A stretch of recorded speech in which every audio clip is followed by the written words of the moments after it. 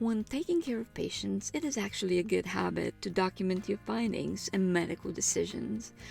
Without written records, pertinent information could be lost or altered, and this is particularly concerning when patients are being handed over multiple times between the different echelons of care.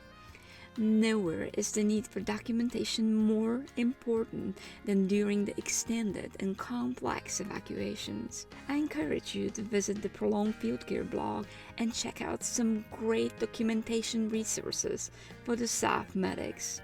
I understand that in certain circumstances, such as a trauma code, you don't have the time to resuscitate the patient and write things down at the same time. However, in a sickle-type setting, you would likely have a moment to take a few notes.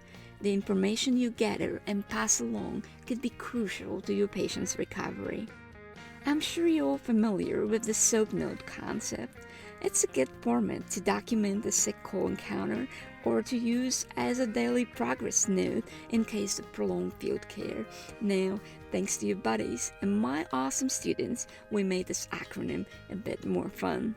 So from now on, S stands for sample the stuff your patient says.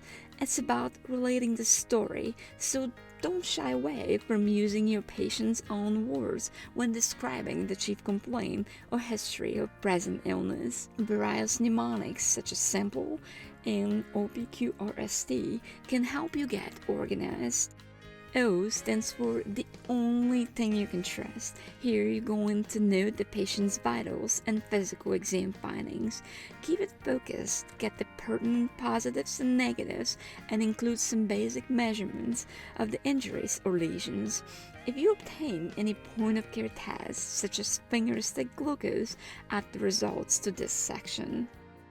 I'm sure you heard us saying that one image speaks for 1,000 words, so take pictures and use pictograms. You might end up working with a multinational team, and linguistic mishaps are less likely to happen with visual cues. For example, when you read this description, it is still not 100% clear what kind of rash this child has.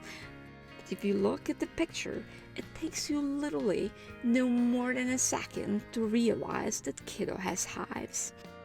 If you need to observe your patients for a while and you're trending the vitals or other numeric data, even tables are far less efficient than graphs. Analyzing graphs for favorable and negative trends is much easier and definitely faster. Now that we know the story and have some objective info, let's move on to A. A stands for assess and don't assume. Here goes a brief summary of what you think it is and what it is not. Write a few words to explain your reasoning, especially for the working diagnosis. And last but not least, P stands for play and pray things go according to your plan.